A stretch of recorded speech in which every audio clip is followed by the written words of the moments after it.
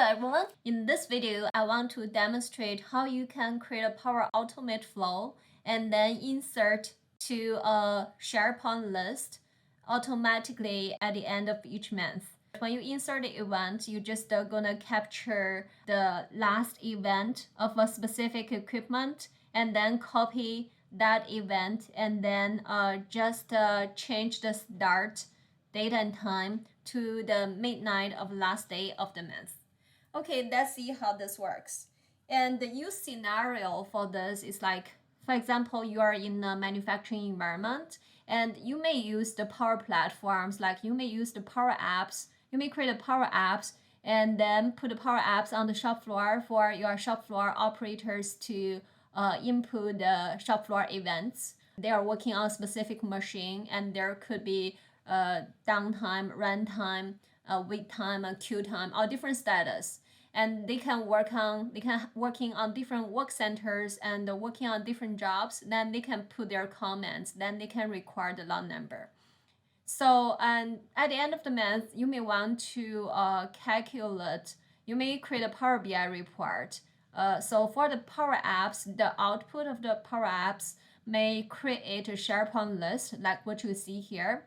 And then you may create your Power BI report to calculate the utilization of each machine or the utilization based on each equipment, right? And then, so for this use scenario, we are kind of use the Power Apps and use the Power Apps to record the shop floor activities and events. And then we'll use the Power BI, we use the SharePoint list to show the events. Then it can be shared between all your shop floor operators. Then they can see the list. And then also even the shop floor supervisors, they will use this list to monitor the shop floor productivity. And then you could create a Power BI report just for reporting purpose. And based on each job, then you can calculate the utilization of each machine. We also is going to use the Power Automate flow to do this automations. Okay, so this is my shop floor events. Let's say this is a SharePoint list. Then this SharePoint list is created from my Power Apps output, and then it created this SharePoint list. And then it required the equipment, which is the first column. You can see which machine, and then you can see the event start date when somebody started working on that machine. And you can see the jobs which the shop floor operators are working on, and you can see the status, if it's a processing or if it's a down for maintenance, or if it's waiting for materials, or it's queued. So you can see different status. And then the shop floor operators can put on their comments, and also they can record a lot for the jobs for the products they're working on. And so, but at the end of the month, we're gonna loop into this list and we're gonna find. So for example, in this list, you can see two units here. One unit is A-123, another unit is B-456. So there are two equipment involved. And in order for us to see the last event, in this case for A-123, you could see the last event is on February the 1st, 10:10 a.m. But we have to loop through the list if the machine, and then we can find the last event for that machine. So in order to do that, it's better for us to create another SharePoint list. And on the other SharePoint list, we only require the machine, which is this A-123 and B-456. Okay, so then we're gonna find in this shop floor events list, we're gonna find the matching unit, the last event for the matching unit, and then we're gonna copy that unit and insert another event. Just copy the event for the last entry of that unit, and then just change the start time for the inserted event to be the midnight of the last day of the month. Okay, that's what we're gonna do. Let's see how we can create this Power Automate flow. We'll start by creating, I'm gonna start from scratch. I'm just discard what I have here. So I go to my flows and I can click on new flow, and then we can create a scheduled cloud flow and just call it insert month and event. Okay, and the starting date. So let's say we're gonna automatically insert for the first day of next month, and then so it will be at 12 a.m. Okay, and that will happen once a month. So this 12 a.m. actually is the first day of next month, but it's the last day, it's the midnight of the last day of this month. So then we're gonna create this, and this will be scheduled to reoccur once a month. And our next step is like we have to get our units. So how can we get our units? We have to get it from our SharePoint list, and then we're just gonna use get items from this SharePoint list. And then we're gonna select this SharePoint list, which is my test flow. And then the list name, because this is our event. So actually we have to use the units. So because on our this list actually is our work centers. So we're gonna use our work center list here. Okay, and then so for this we're gonna loop through this SharePoint list, find my work center list to find all the machines on that work center list. And so we're just gonna rename this get items to easy for us to know what we are doing right now. So just say loop through the work center list to find the work center. Actually, we are looping through the work center list and to get each work center on that list. We just make it simple, loop through the work center list. And then we're gonna add another step, and this step will be so actually this one is not loop through, it's not a loop, it's just a get the work center list. So let's make it clear. Get a work center list. Okay, and it's getting everything from there. And then our next step is like we are gonna loop through, we're gonna create a loop, and what this loop is doing is like we're gonna find each work center from the work center list, what we get from the previous step, and then loop through the shop floor events SharePoint list to find a matching work center. Okay, so our condition will be, so just keep on clicking on that condition. But actually we are creating another step. This step is apply to each. Okay, so it's a control, and this control is applied to each, which is creating a loop. You could see this icon like a loop. And this loop is getting it from a previous value, the result of the get work center list. And then we're gonna add an action here. The action is we're gonna get items again from the SharePoint list. So, and this time we're gonna get that events. So we're gonna use the events list, SharePoint list. And this is our shop floor events. And what we are gonna do with this, so I'm just gonna rename this. So this will be find the matching work center from the shop floor event list. Okay, so this is what we are doing here. And then I'm gonna rename this apply to each. We're gonna say loop through the event list. Okay, so then we're gonna find shop floor event list, and we're gonna find the events. And what we are gonna do is like we're gonna find event and which has the equipment, which is the title equals to the equipment we found from the previous work center list. Okay, so what we're gonna do is like we're gonna do this, and then that is still called title. So the first column on SharePoint list is always called a title.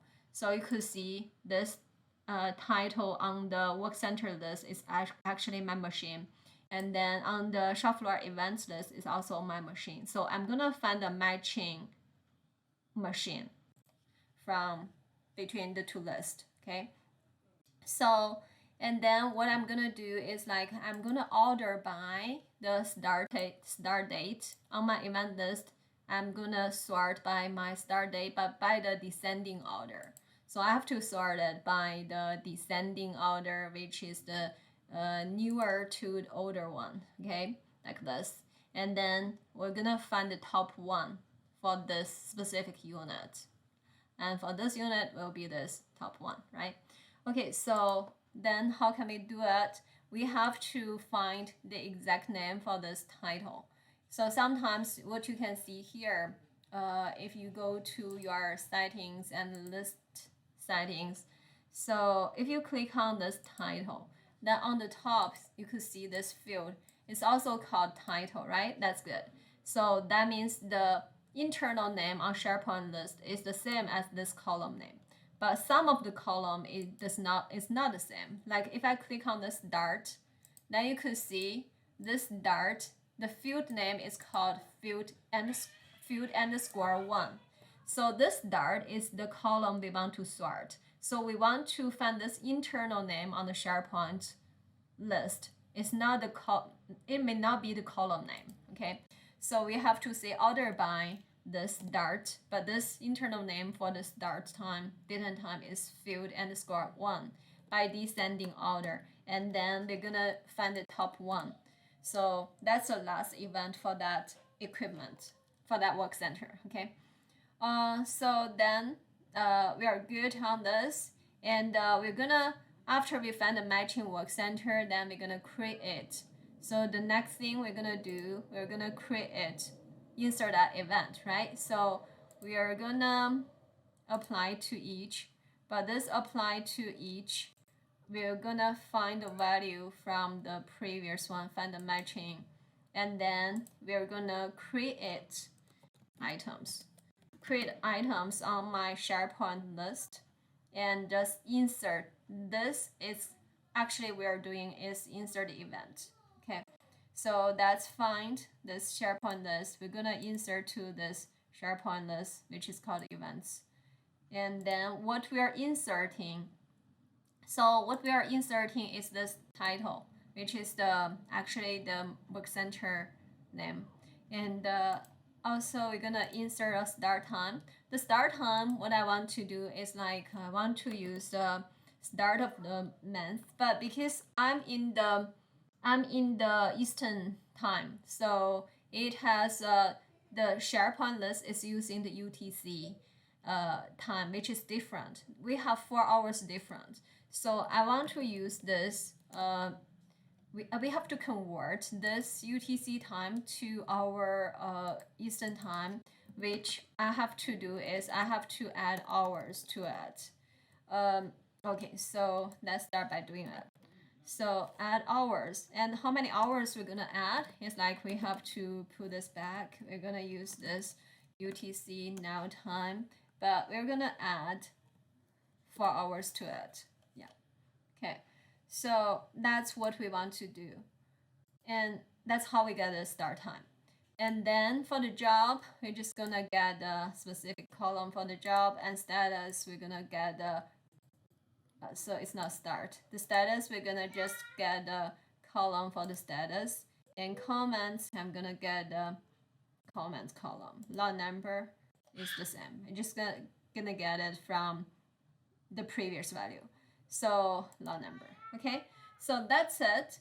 And you may ask like why I saw something like you do not see it in your, when you create a flow like this. I have this title equals to, you see this filter query, you can switch to the classic ones, and then you can switch it back to what I have like this, which is much easier input for most of the end users. And how I can do that. So I'm gonna save this flow first, and then I'll tell you how you can do this, how you can switch it, make this. So what you can do, there's only a warning here, so it doesn't matter. And then you can click on the settings. When you click on that, then you can see there's a view all Power Automate settings. And from here, you can turn on this experimental features and save it. After you turn it on, then you will see it like this. You will see this filter query like this. Otherwise, if you don't turn it on, you will see something like this. You have to enter the query yourself. You don't see this icon on the top for switching. You only see filter query, and then you have to enter this expression by yourself. But this new experimental feature make it more simple for the end user. So you can just select from the drop-down list, and even you still have to enter some expression, but it's much easier. Okay, so that's how I did it. And then we created this automate flow, Power Automate flow. So we're gonna test it. Click on test and click on menu, and then click on test. Okay, and run this flow. And now we can go to this flow run page and to take a look. So it shouldn't take long, and you see it completed really fast. If we go back to our list, we can go back to this and take a look of our events SharePoint list. So you could see it did insert some events here, and the events it's using it. The new events is showing up on the top, right? So because this month we are still in April, and then it just insert events to April the 1st, which is the first day, and at 12 a.m. Okay, and when you schedule it, because you are gonna schedule it to run after at the midnight of each month. When you schedule it to run, then it will be when it run next time. When it run May the 1st, 2022, 12 a.m. It's gonna insert a start time at that time. But you can schedule it to run even after 12 a.m. as long as like that month is in May. Then the start time and inserted will be the first day of that month and 12 a.m. So this is how it works. So when I create this flow, so you could see there's some trick, like there's an internal name for the SharePoint list. You have to use the internal name instead of the column name. That you have to be really careful on that. So if you did use your column name, even that column exists, it will tell you an error like that column either being deleted by the user or something. It gives you an error like that. But actually you do have that column. You just need to go to your SharePoint list settings and then find the internal name for that column like this. You will find it from the URL. It's after the equal sign. Okay, and so that's a trick when you create this flow. I spent lots of time just to try to figure out what's wrong with that error message, and then find it's this issue. And another issue you may see, if you did any changes on the flow, it doesn't save very well. So sometimes you may completely scrap this flow and create a new one in order for it to get rid of some error message. I think that's a problem from Microsoft. They have to improve the saving feature. I heard lots of users complain about that.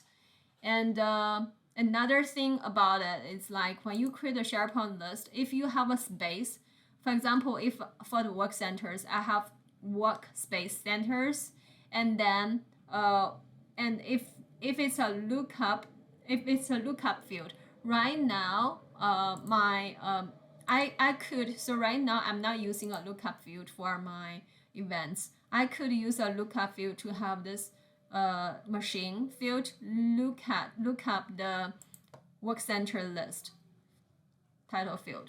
But so if I did it that way, then when you create this query here, so for the find the matching work center for this query, and what you have to do, you have to use the syntax, which is the table name / your field name. But right now, because it's not a lookup field, so I didn't have to do that. And then when you do that, like table name, in my case, my table name will be work centers. If I have a space for this list name, which is workspace centers, then I will have some trouble. So I have to say work center / then title equals to this. So if it's a lookup field. So that's a few things you have to pay attention to in order to create this flow. But this is a really interesting use scenario, and then it allows you to insert event to a SharePoint list.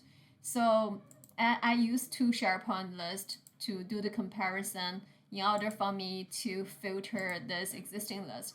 But if you don't create this, the other list for the machines, you should be still able to do it. But then your Power Automate flow may be more complicated.